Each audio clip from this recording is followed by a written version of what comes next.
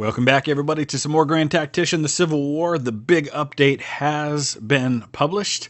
We are now operating under that new version, which I believe is 0.7402. Oh, 7407.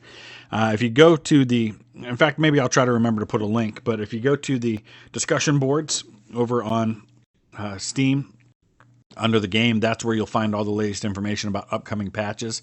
Whenever they announce the patch, they usually pin a post that says the upcoming patch, gives you all the latest information about what will be patched and when you can expect that, and that ETA is updated daily.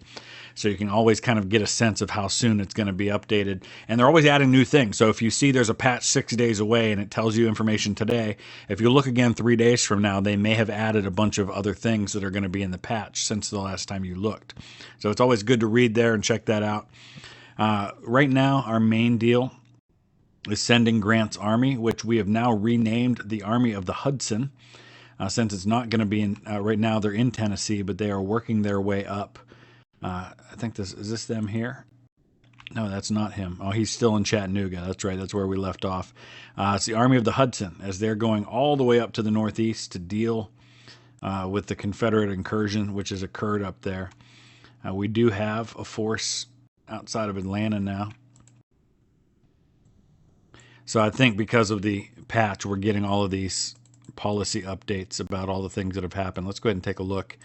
We don't want production, we want policies. Here are the policies here, so you can see what all we've got. And I don't think there's anything new we want to do right now. We could do emancipation, but that's only going to embolden the South further, and we really kind of have all we need at the moment. We're just waiting on Grant to get up there.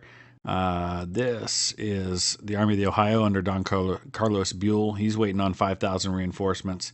He is facing the First Corps, and it does look like for some reason they've retaken Atlanta. So we've got to, I think we're going to have to go back, take Atlanta, and leave a force there to hold it.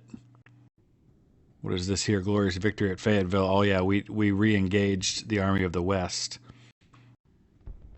All right, who do we got here? The Army of Virginia in contact. It's really kind of choppy today. In contact with the First Corps of the Army of the Potomac. Let's play that one. Should be a pretty one-sided battle, so I think we'll allow McClellan and his First Corps to be pretty aggressive here. This is a chance to destroy this Confederate force under D.H. Hill, who's got 11,000 men here at the Battle of Aquai Bridge. All these battles outside of Richmond have been pretty much fought on this same battlefield, and we've been fighting a lot of them lately. So we're coming in from the same spot as before. But a new commander. We've replaced Irvin McDowell with George McClellan. He just had better stats, and I figure we could probably get away with him being a corps commander. Let's see where the Confederates are. They're somewhere up here, so once again, we're going to have an opportunity, I think, to probably hit him somewhere around Shady Grove Road. So we'll send French's division there. We're going to come in from different places because each of my divisions can probably pretty effectively deal with him on his own. McCall's division we'll send over to about right here for now. Now, McCall's division is quite a bit bigger than French's. I think we've got new units coming into French's division, and they just haven't arrived yet. So we'll send Franklin over this way as well with his 4 brigades. Well, that explains it. French is the cavalry. He's got my cavalry, 2 brigades of cavalry, so we obviously want to get him somewhere where he can be of use. So let's send the artillery up, and then we'll send cavalry. We'll send 1 brigade down this way, the other brigade up this way, and see if we can spot where the enemy is. So let's talk about Charles F. Smith here for a second. He's in charge of our 2nd Cavalry Brigade. One of Grant's favorite officers of the war, and unfortunately he was lost far too early. Charles Ferguson Smith was about 55 years old at this point in the war. Actually, by this point in the war, he was dead, but he commanded a division under Grant and actually had been temporarily placed in place of Grant after Fort Donelson. In fact, I think Alec wanted C.F. Smith to command Grant's army rather than Grant. And even though Smith had actually been kind of above Grant coming up through the war, and Grant had served under him, Grant talked about in his memoirs how he had a really hard time giving C.F. Smith orders. He was very deferential to him and highly respected him. I would say Smith was right up there with McPherson and with Sherman as the men that Grant just trusted the most in the Western theater. And unfortunately, Smith died. He had a fever sometime around the Battle of Shiloh. In fact, I think W.H.L. Wallace, who was killed at Shiloh, was commanding Smith's division because Smith was not able to take combat. But Smith was highly respected, not only by Grant, but by many of the higher-ups in the Union Army. So our cavalry's getting out front, at least over here, and they're starting to get a sense of where he is. You can see that his units are still pretty broken from the last fight, so I don't expect them to put up much of a resistance here, especially since Franklin's division's going to get into position before he gets here. So we've deployed our skirmishers from Franklin's division. We're going to try to kind of catch him napping here. I'm a little nervous about the artillery. I've given them orders to come up this way, but I'm kind of nervous about them taking this road to do it. So we've got Gouverneur Warren's cavalry, who pretty much engaged in the same general area. I'm going to send them out on the wing here. And I've got McCall's division taking the long way around. We're going to kind of pull a Stonewall Jackson if we can, doing a long march around the enemy where he doesn't see us, and then we'll surprise him on the other side. They have said they're going to work on the AI. They know there's an issue with the AI tending to bunch up in one place, and they do want to work on that and correct that issue. I think this is the Carolean Guard over here. Is that who this is? Let's see. Yep. Who we got here? 34th Pennsylvania. And then Reynolds Brigade here. Artillery's still getting into place. We might actually be able to... Let's drop these guys right there with those 12-pounder Napoleons.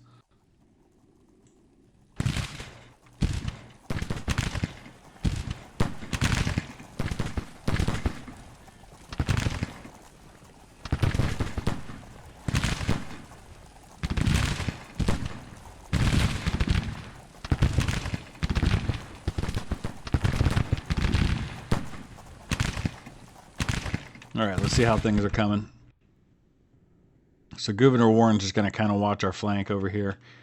McCall's doing his big end around. It's going to take him quite a while to get in place. I've got Smith right here. I want to run up real quick and grab this objective point. And then we're going to send Smith up as just kind of a advanced scout. He's really low on men just because he's already got those guys falling back, and I've already got him almost 3-1 as it is. So I don't expect this battle to last real long before he will decide to retreat. So here it comes. It looks like he is going to advance with everything he's got left. I'm sending Warren up here because it seemed like for a little while he was going to try to fall back along this road, and I wanted to have Warren do another one of his stands if he had to. So I've got McCall lining up in this position here. I think we're going to go ahead and give further orders for him to go ahead and to get into position right along this road here. But I think most of the combat right now is going to take place between skirmishers. We're starting to get our artillery in line. Probably not the best place for these artillery pieces. We're going to drop these 10-pounders back here, give them a little room to get open. And then we'll spring the trap at Shady Grove Road. Right now, it's mostly the Carolean Guard and the 34th Pennsylvania skirmishers doing the combat. Let's give them sharpshooters 1. That's for the 34th Pennsylvania.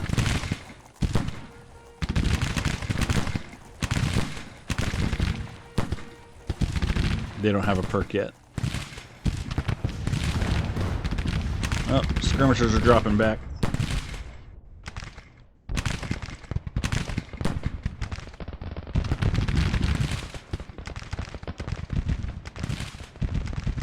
Those are just the units that basically had already broken. That's half his half his army right there. All right, well, we didn't get to spring the trap. I had a feeling he'd probably withdraw before it got to that point. And these casualties are a little misleading because he brought in some wounded with him, so it wasn't quite that one-sided. But in fact, he probably only lost a few hundred men at most. He was already in pretty poor shape, so there was no way he was going to engage too heavily there. And speaking of C.F. Smith, he has battle honors from this one. He's become famous and an inspiration for his men. And there's a little bit of information about the weather. It's dynamic based on real meteorological data. The weather fronts move, and the weather is not universal across the map. Poor weather makes soldiers miserable. It's a good idea to avoid military operations during the winter months or in bad weather. If you encamp during the winter, you'll see that your men will go into winter quarters, and it's pretty advisable not to move them out of winter quarters unless you absolutely have to, because when they're encamped rather than in winter quarters, they do suffer a lot more attrition. All right, he's been asking, so we're going to go ahead and do this. We're changing the name of one of our 50-gun frigates to HMS Nelson. It's a little loan to us from Her Majesty Queen Victoria. So that's going to be a part of our North Atlantic Blockading Squadron, which is the squadron I'm sending north to deal with the rebels that are up in Massachusetts. I'm starting to try to beef up some of these forts in New England, but it's going to take some time for forces to get there. In the meantime, he has laid siege to Fort Trumbull. Looks like we won a glorious victory in Biloxi Bay, so that's some good news. It's being still kind of a little choppy here, but sometimes that happens, sometimes it doesn't. I may just need to reload. The Gulf Blockading Squadron, the mortar flotilla there. We're going to be sending the army that took Vicksburg under John Pope down to deal with Louisiana before too long. But I got to kind of put that on hold while I'm sending Grant's army north. I think we might be able to take, since we've got an army in Atlanta, we can probably take, that's Grant's army right there. Moving up to get on the rail, hopefully in eastern Tennessee. We can send this 7th Division. They've got 8,700 men. Send them down into Alabama to replace where Grant was. All right, the Confederates have taken Fort Trumbull. I've got my North Atlantic Blockading Squadron up here. So he's got Boston. He's got Providence, Rhode Island. He's got Fort Trumbull. He's probably going to make a move on Hartford or on New Haven, Connecticut now. He's working his way down toward New York. Thankfully, Grant should be by rail now. Let's take a look and see where he's at. All right, we've taken Petersburg. I think the Rebs have largely given up now. Well, I thought they had, but it looks like now he may be sending the Army of East Tennessee back to engage us again. Let's see how many men they've got at this point. It's kind of difficult to tell unless we hover right over the right spot. Army of East Tennessee, about 8,000 men. I've got the 4th Corps down there with just under 10,000. But as long as we make sure that all of our corps, which this is something you kind of need to check, because it seems like these corps, when I re-enter the game after having exited, sometimes switch their stance. So like the 2nd Corps was on defensive rather than offensive. All the others seem to still be on offensive. This Coast Division's got 11,000 men. I might be able to send them down to try and reacquire Norfolk and Fort Monroe. I think that's probably the way to go with them. Grant is right here. It's taking a while. It's taking longer than I thought, but I mean, think about it. They're traversing basically the entire country, and it's 40,000 men. So Army of East Tennessee, 4th Corps. This is actually going to be a pretty even battle. Battle of Petersburg. All right. So it's starting out pretty even, but if you look here in the order of battle, you'll see that the 2nd Corps is on its way under Sumner with approximately 10 hours until they arrive. So we may want to just kind of hang out for now until we get those reinforcements, because we're going to basically double our forces. So while we're waiting for the troops to get in position, let's talk about our 4th Corps commander, Erasmus Keyes. He was, again, one of the older generals in the service and only served really kind of in the first half of the war, commanding the 4th Corps, which is what he's commanding here. He was about 52, 53 years old at this point. He ended up living a long life. He died in France in the mid-1890s. But I got to visit his grave among a lot of Civil War officers' graves up in the West Point Cemetery, West Point, New York. Which reminds me, guys, if you haven't already, check out my other channel. It's called Vlogging Through History. And I'm taking all of my visits to historic sites and I'm transferring those over to that page little by little. And that's the place to check those things out. And we've got about 300 subscribers on that. I'm hoping to grow that channel a little more while we continue to do this as well. Keyes actually worked as an aide to Winfield Scott before the war, even back in the late 1830s, early 1840s. Was on staff at West Point for a while. One of the reasons why he's probably buried there. He became the colonel of the 11th U.S. Infantry when the Civil War broke out. Commanded a brigade in Tyler's division at the First Battle of Bull Run. Eventually was promoted to Corps Command when they formed the Corps, the various corps in the Army in March of 1862. Saw a lot of action during the Peninsula Campaign. Actually got a brevet brigadier general in the regular army. And after the 7 Days battles, McClellan promoted all of his corps and division commanders to major general except for Keyes, which was a conspicuous absence. He didn't get a promotion and remained a brigadier general. And when the army returned to Washington, D.C. in August at the end of the Peninsula Campaign, he, along with one of the two divisions in the 4th Corps, were permanently left behind on the Peninsula as part of the Department of the James. Lincoln eventually promoted him to Major General of Volunteers. But basically from that point on, he didn't really see a lot of combat. He was down on the Peninsula. He wasn't really part of the Army of the Potomac anymore. And I believe he just kind of faded into obscurity after that. So let's check. I don't know how far along we are from where we started, but well, I wanted to see the 2nd Corps, but I guess we can't see where they are now. I want to see how far back they are from joining our army. So it looks like the Rebs have settled in around Mechanicsville, so we're sending our army south. This is the same group that we've been fighting on this battlefield repeatedly, and they just keep coming back for more. You can see Ledbetter is already broken before we even get into combat. Now, some of these units in the 2nd Corps have taken a lot of attrition. We should probably reinforce some of these units. You can see here the Guards Brigade only has 600 men, and I'm really not sure why. We haven't fought that much with them, but we can reinforce that unit. So it looks like it's going to be Robert Allen's brigade that gets into combat first. Let's give them long-range orders as well as send out some skirmishers. And really, we don't want to push this too much because we know we've got... Actually, this is the 4th Corps. We know we've got the 2nd Corps that's going to be coming at some point to help out. So for the most part, it looks like he's falling back. He's falling all the way back to the Chickahominy River.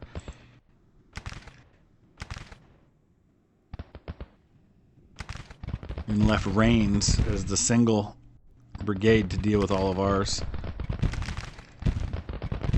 We're just going to engage him where he is. We're sending Couch's division over as well. Let's move. Yeah, we've got Rosecrans in charge of the artillery for this corps. Let's go ahead and get Rosecrans' artillery moved up.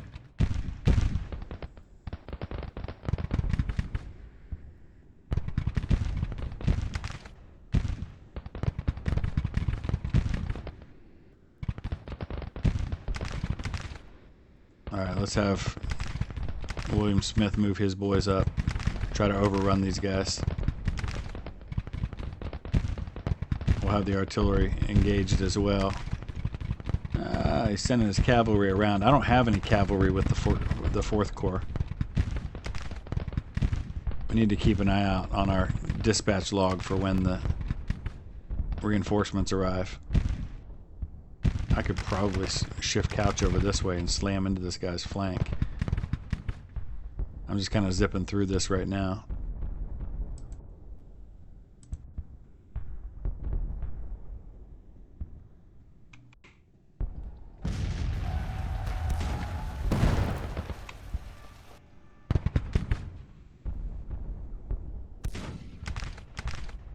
Allen just broke.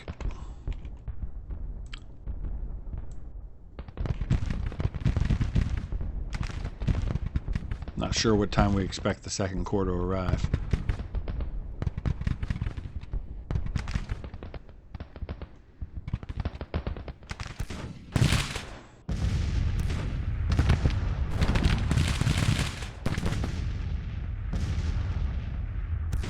Man, oh, that's just a detachment. I was wondering how we had a brigade that was that small. There's the Excelsior rifles.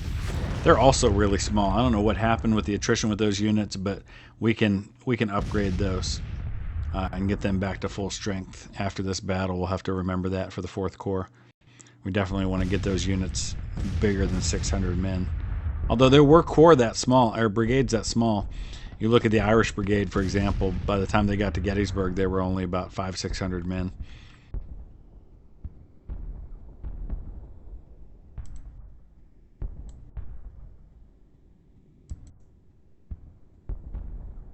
We'll keep pressing things here. So this is, okay, this is Sumner's 2nd Corps. It's the 4th Corps that hasn't arrived yet. Oh, Sumner arrives. There, that's why. And we've actually got elements of the 1st Corps as well. Oh my goodness. So we've suddenly got a really nice amount of men on hand or arriving. Let's see where these guys are. Let me pause for a second.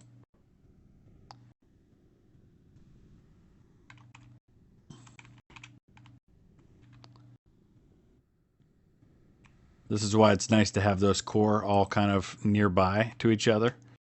So let's go ahead and tell Israel Richardson to bring his down.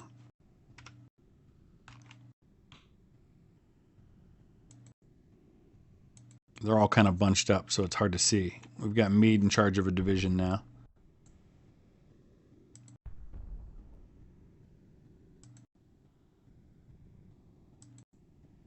Stone, I think, is the cavalry. I mean the artillery.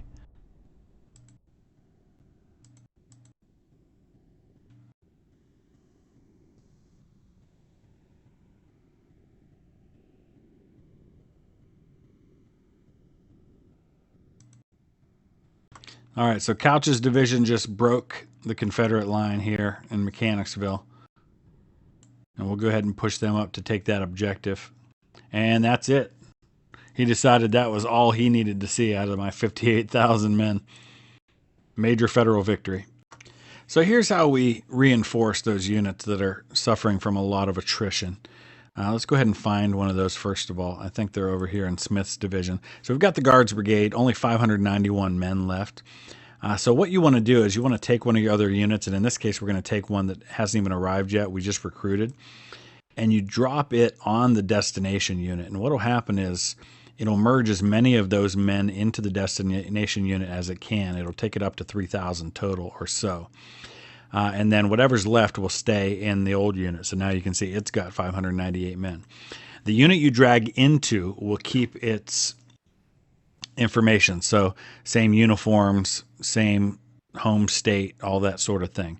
It's the destination unit that will remain, and the men from the unit you're dragging are going to reinforce that unit.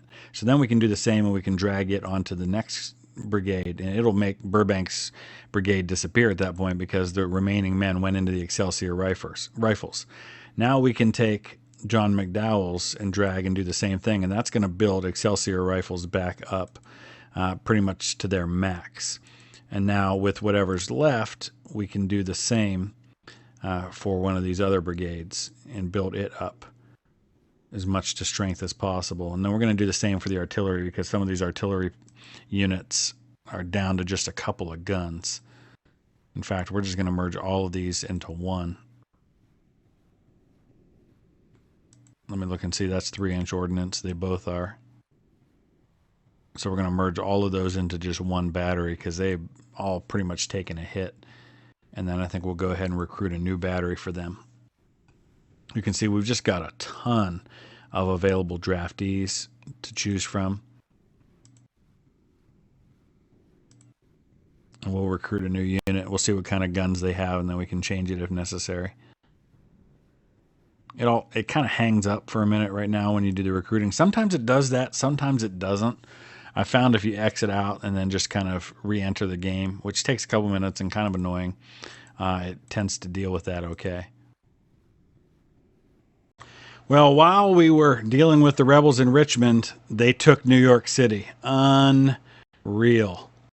So that's where Grant's headed now. He's headed to take care of Stonewall Jackson, who's taken New York City. And it looks like Grant now is, that's actually not Grant, that's Fremont's Mountain Department. Grant's still all the way down in Tennessee, so we've got a while to get him up there. I'm probably going to have to shift some of the Army of the Potomac up there as well. We're just not going to be able to wait for Grant to get there. He's too far away still.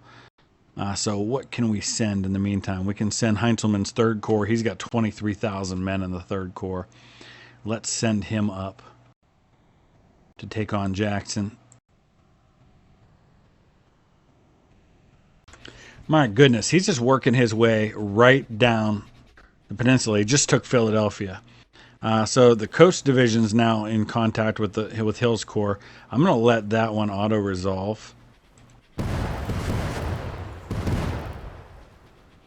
And I think we're probably going to have to send some help north. Looks like the 1st Corps went over to help out with that fight. I don't know who we can send up. We probably can't send anybody. You can see where the rebels are now. I don't know if this is just a...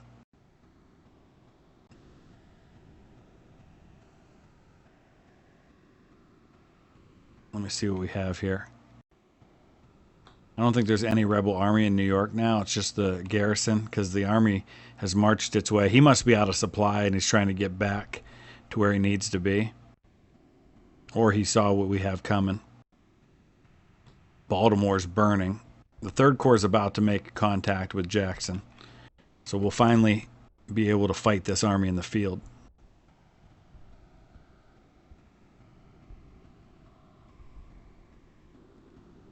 Did Jackson just withdraw without even fighting us? Yep.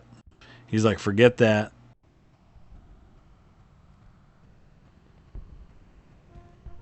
Hill's Corps retreating in panic. We won a victory there. So we're going to drive him off the peninsula. Let's see where Grant is.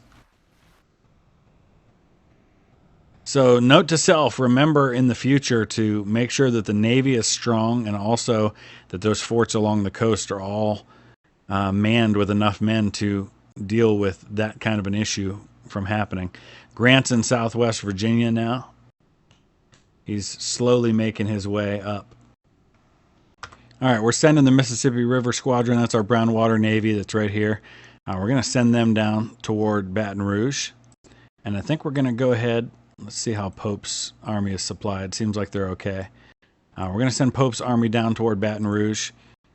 And we're going to have the Army of the Gulf ready to support under Benjamin Butler. Between the two of those, we should have about 40,000 men. All right, let's hope we can retake Philadelphia here. Jackson's Corps is just withdrawing. So we've got to lay siege to Philadelphia. I don't think that should go too badly. Looks like Heinzelman's Corps just acquired a 2nd. We're actually going to give them siege train since they're doing a lot of that. Now he's even got a 3rd perk. Let's go Ambulance Corps. And you can see because he's laying siege, he's quickly leveling up the siege train perk.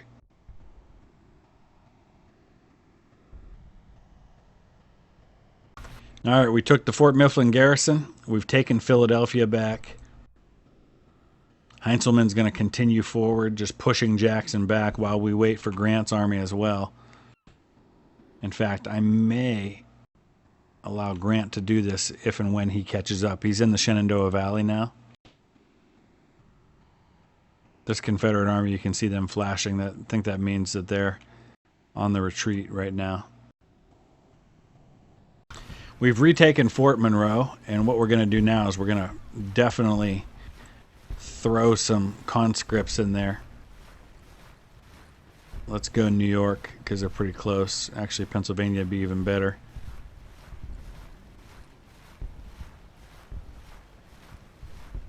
So we'll recruit, I'd say, at least 6,000 men for the task.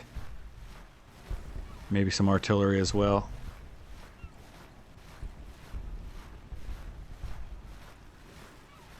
All Pennsylvania men, so they should get there fairly quickly.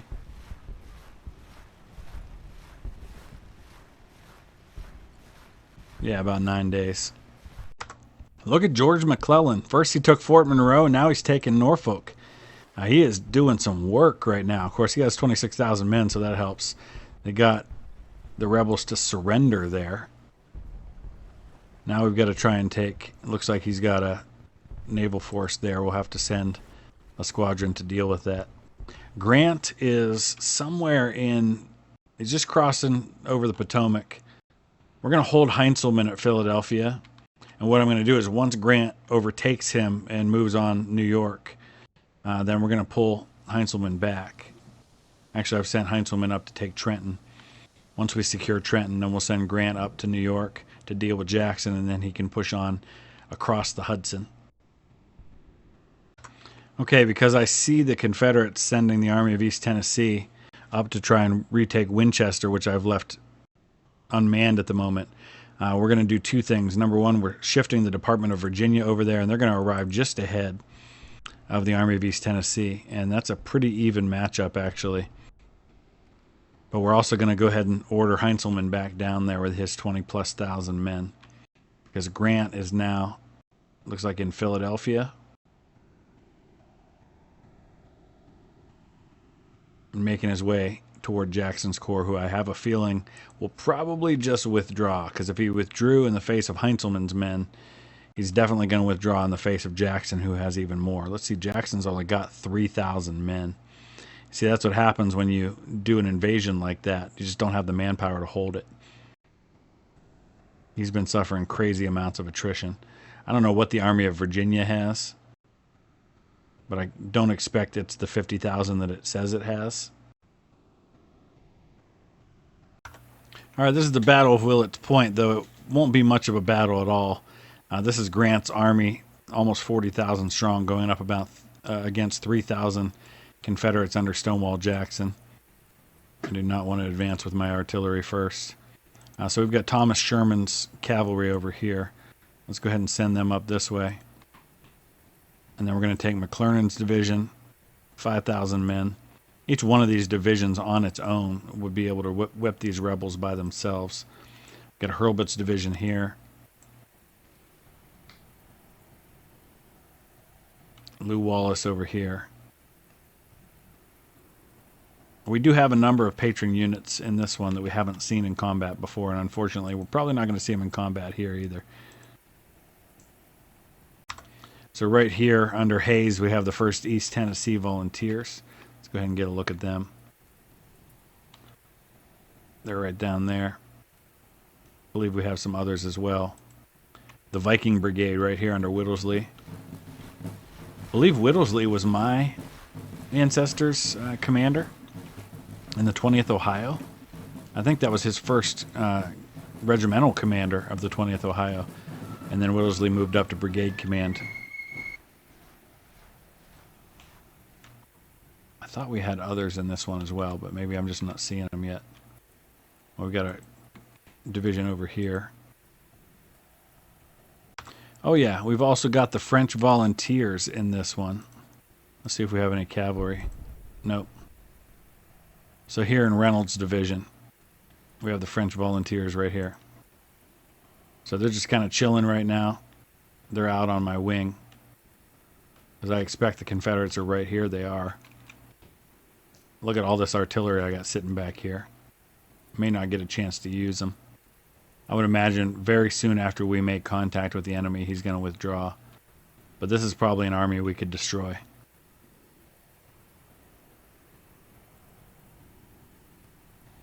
I can afford to be a little reckless with these guys, just because of my huge advantage in numbers.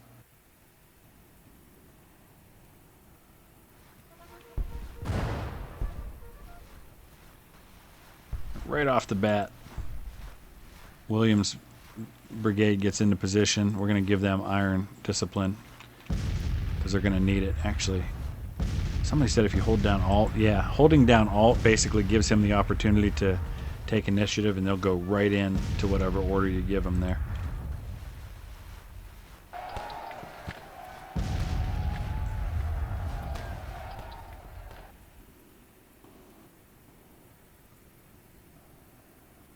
All right, East Tennessee Volunteers, here's your chance.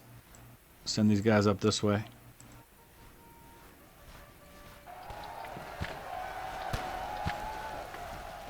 We'll send Veach in too.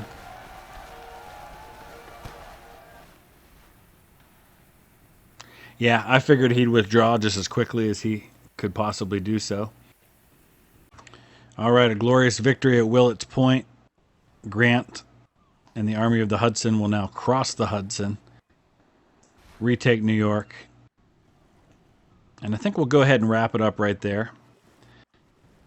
I have a feeling we're nearing the end. Once we clear out the Confederacy from the northeast, we'll take New Orleans, and then we'll be marching to the sea.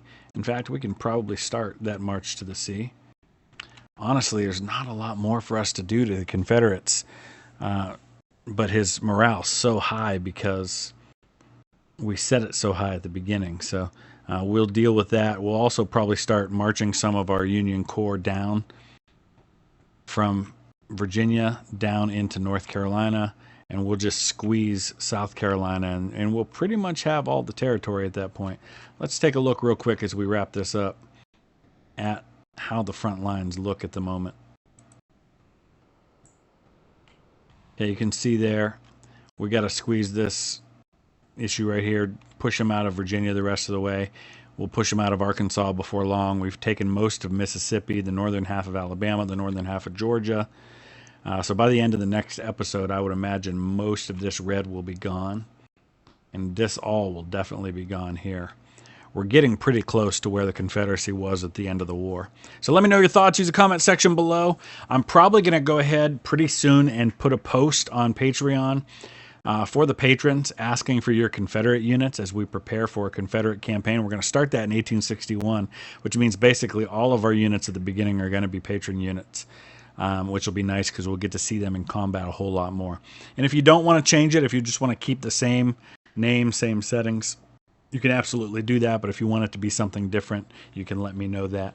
Because I would imagine within the next week or so, we'll be starting a Confederate campaign in 1861. I'm excited to do that now that the new patch has been uploaded. I think we're probably in a stable enough position to do that. So drop a like. We'll see you again soon with another episode. Thanks for watching.